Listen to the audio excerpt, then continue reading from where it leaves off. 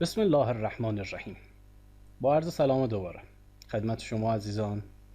در این جلسه اختشاش قابل اندازه‌گیری رو بس داریم وارد طراحی کنترل پیش بین کنیم که منجر به ماهیت ذاتی فید فوروارد در کنترل پیش بین میشه و همراه با مباحث تکمیلی که مربوط به داینامیک ماتریس کنترل هست رو مطرح خواهیم کرد.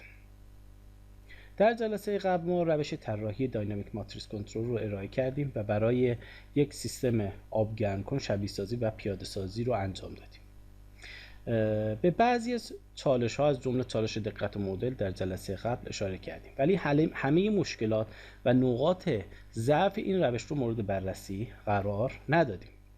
یک کار تحقیقاتی و پژوهشی در واقع از همین نقطه آغاز میشه. یعنی شما یک روش رو به خوبی یاد میگیرید و سعی میکنید اون رو برای سیستم های مختلف پیاده سازی کنید، ولی در این حین با چالش ها و محدودیت های مواجه میشید که برای غلبه بر این مشکلات و حل این مشکلات ایده هایی رو مطرح میکنید که این ایده ها میتونه به عنوان یک کار تحقیقاتی و پژوهشی چاپ بشه. در واقع ما در این جلسه سعی خواهیم کرد روندی رو هم برای شما ارائه بکنیم که در این روند شما یاد بگیرید به چه شکلی میشه مقاله ارائه کرد با توجه به مباحث ساده‌ای که در همین درس کنترل پیش بین بر اساس مدل خدمتتون ارائه میشه، با یک خلاقیت هایی که خودتون ارائه میدید و مشکلاتی که خودتون برای سیستم های خاص پیدا میکنید و راهکارهایی که برای اون ارائه میکنید یک اونها رو در مقالات مختلف چاپ کنید و خواهید دید که کار بسیار سختی نیست. برای مثال من مقاله Limitation of Dynamic Matrix Control رو برای نمونه خدمتتون نشون میدم. در این مقاله آقای لوندستروم اومده فرضیاتی رو که در طراحی داینامیک ماتریکس کنترل مطرح است رو بررسی کرده. اولین فرضیه اینه که مدل پاسخ پله‌مون پایدار باشه که جلسه قبل نشون دادیم که پاسخ پله سیستم هایی که پایدار هستن داینامیک ماتریس کنترل میتونیم طراحی کنیم. فرض دوممون هست که اختلاف بین خروجی اندازه‌گیری شده و خروجی پیش بینی شده اگه اختشاشی هست، این اختشاش ثابتی باشه، به صورت استپ باشه، اختشاش متغیری نباشه. به خاطر همین فرضیات داینامیک ماتریکس کنترل دچار محدودیت‌هایی میشه که ایشون به این محدودیت‌ها اشاره کرده. برای مثال عملکرد مطلوب این سیستم بسیار تحت تاثیر مدل پاسخ پله است و هر چقدر دقت مدل بیشتر باشه، ضرایبی که استخراج میشه برای نشون دادن مدل بیشتر باشه، عملکرد کنترلی بهتر خواهد بود. دومین مبحثی که اشاره کرده اختشاشی که در ورودی به سیستم اعمال میشه، مثل اختشاشی که ناشی از عملکرد اکچویتور میتونه باشه، عملکرد کنترل رو بسیار تحت تاثیر قرار میده. و سومین مبحثی که مطرح کرده مبحث مربوط به سیستم های چند متغیر است که اینتراکشن ما بین ورودی ها میتونه عملکرد کنترلی غیر مقاومی رو ارائه بده. بعد با توجه به این مشکلات، حالا این رو به صورت ریز در مقاله اشاره کرده، اومده یه راهکاری ارائه داده، گفته من یک ابزرور طراحی میکنم و با طریق این ابزرور سعی میکنم به این مشکلات غلبه کنم. حالا من این مقاله رو در اختیارتون قرار میدم چون نمیخوام وارد جزئیات این مقاله بشیم، فقط این مسئله رو میخواستم مطرح کنم که وقتی چالش ها به خوبی توصیف بشن، تعریف بشن، پیدا کردن راهکار برای این چالش ها هم راحت تر خواهد بود. خب بیایم در مورد مباحثی که این جلسه خدمتتون ارائه میکنم صحبت کنیم. در بخش ابتدایی این جلسه من در مورد اختشاش قابل اندازه‌گیری و غیر قابل اندازه‌گیری صحبت خواهم کرد. تفاوت اونها رو اشاره خواهم کرد که چه تأثیری در عملکرد کنترلی خواهند داشت و اینکه ما اگه بدونیم اختشاش رو اندازه بگیریم و تأثیرش رو بر روی خروجی سیستم بدونیم، در واقع به عبارت دیگر مدل اختشاش رو داشته باشیم، کنترل پیش بینیمون دارای ماهیت ذاتی فید فوروارد میشه که فید فوروارد همونطور که در کنترل کلاسیک میدونید و در جلسه اولم قسمتی رو خدمتتون ارائه کردیم، به این شکله که قبل از اینکه اختشاش تاثیرش رو خروجی بذاره، با پیش بینی تاثیر اختشاش میتونه عملکرد کنترل رو بهبود ببخشه.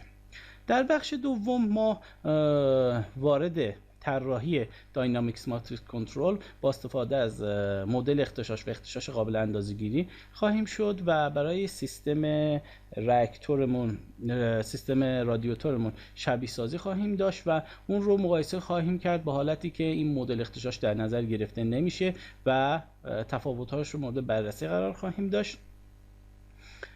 در بخش بعدی ما برای همون سیستممون نویز رو، نحوه وارد کردن نویز رو به سیستم مورد بررسی قرار خواهیم داد و خواهیم دید که آیا داینامیک ماتریکس کنترل میتونه تأثیری بر حذف نویز داشته باشه و اختشاش در ورودی رو اعمال خواهیم کرد به طور که اکچویتور ما دوچار مشکل بشه، اختشاشی بهش وارد بشه. آیا سیستم داینامیک ماتریکس کنترل میتونه اون اختشاش رو از بین ببره و همچنین محدودیت های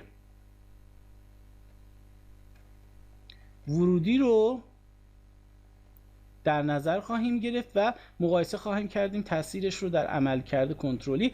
همونطور که میدونید ما در طراحی کنترل کننده محدودیت‌های ورودی رو لحاظ نکردیم. در جلسات آینده نحوه در نظر گرفتن محدودیت‌های سیستمی در طراحی رو مد نظر اشاره خواهیم کرد، ولی اینجا فقط نحوه وارد کردن این محدودیت‌ها در مسئله رو اشاره خواهیم کرد و تاثیرش رو در عملکرد کنترلی مورد بررسی قرار خواهیم داد و در بخش پایانی ما نحوه تنظیم پارامترهای طراحی کنترل پیشبین داینامیک ماتریکس کنترل رو ارائه خواهیم کرد و بهینه تنظیم کردن این پارامترها به چه شکلی هست. چند مقاله رو بررسی خواهیم کرد و شما خواهید دید که با همین مبحث ساده که چگونه میشه پارامترها طراحی کرد در سالهای اخیر مقالات مختلفی ارائه شده و شما میتونید با ایده گرفتن از اونها بر این مباحث کار کنید.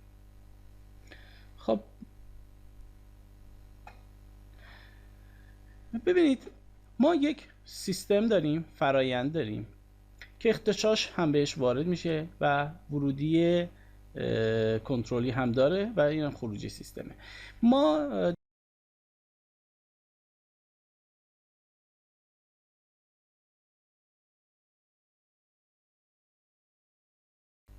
و دی فری یعنی اختشاشات گذشته در خروجی فری ریسپانس رو هم حذف میکنیم و مسئله رو دوباره شبیه سازی میکنیم.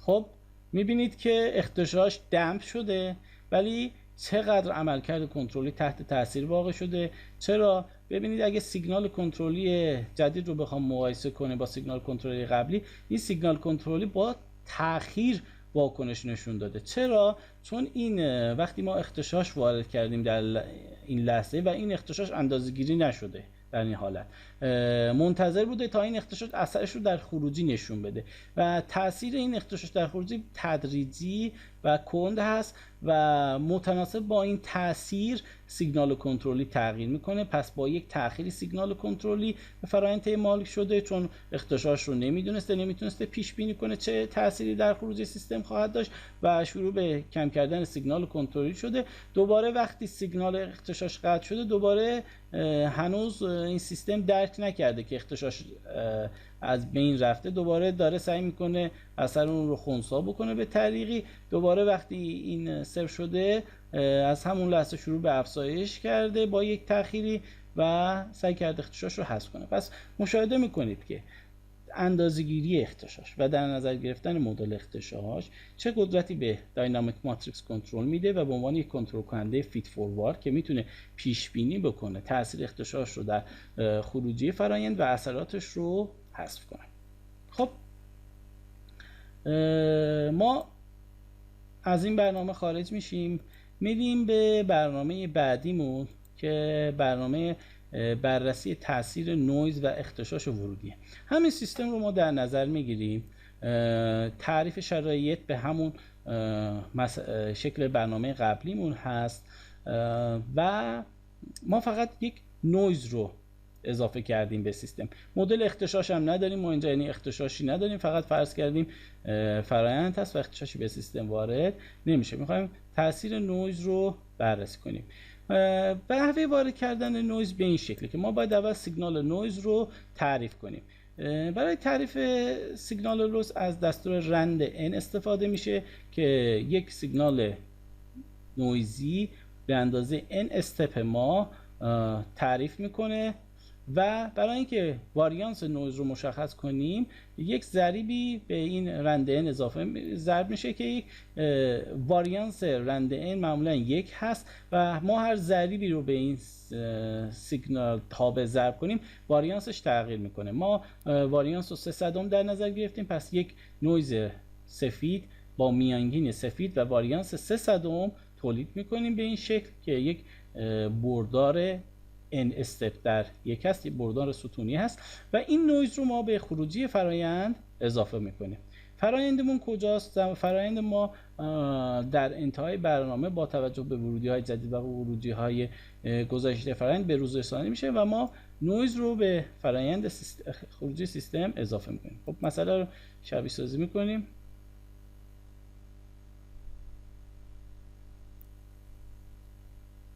خب مشاهده میکنید که این نویز وقتی به خروجی سیستم اضافه میشه و با تغییرات شدیدی هم همراهه، نویز وقتی به صورت تصادفی داره با میانگین مشخصی صفری و واریانس مشخصی تغییر میکنه.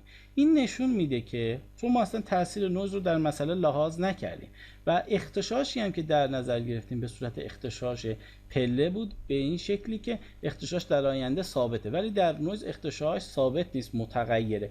به همین جهت داینامیک ماتریکس کنترل نتونسته تاثیر نویز رو حذف کنه. پس اگه ما یک سنسوری داشته باشیم که پر نویز است و تغییرات زیادی داره، میتونه در عملکرد کنترلی ما تاثیر زیادی بذاره. خب ما نویز رو حذف میکنیم فعلا و میایم به بررسی تاثیر اختشاش در ورودی میپردازیم. ما بعضی موقع اکچویتورمون دچار مشکل میشه و اختشاشی بهش وارد میشه. باید ببینیم که آیا سیستم میتونه این اختشاش رو حذف کنه، اثرش رو.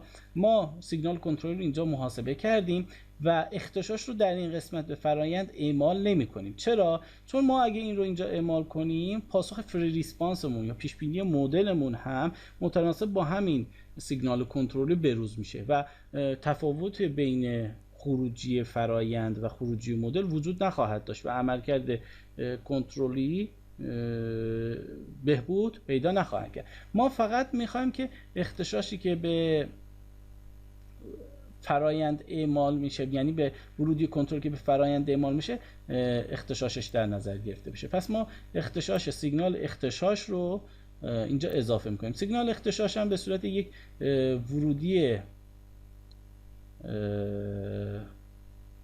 استپ پله در نظر گرفته شده که به فرایند ورودیش اعمال میشه در یک لحظه زمانی مشخص. حالا نتیجه رو ببینیم.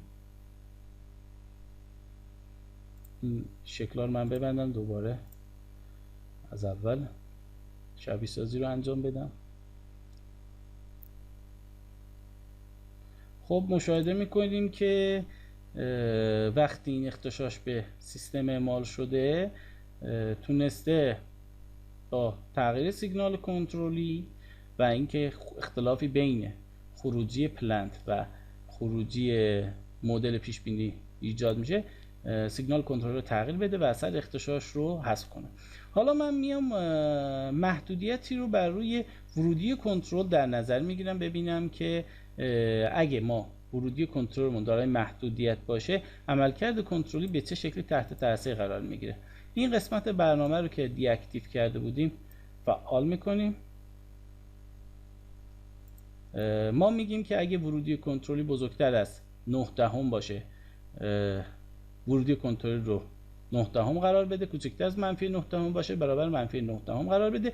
به این شکل اشباع رو مدل کردیم و ورودی رو در یک رنج مشخصی اجازه میدیم تغییرات بکنه. خب میبینیم که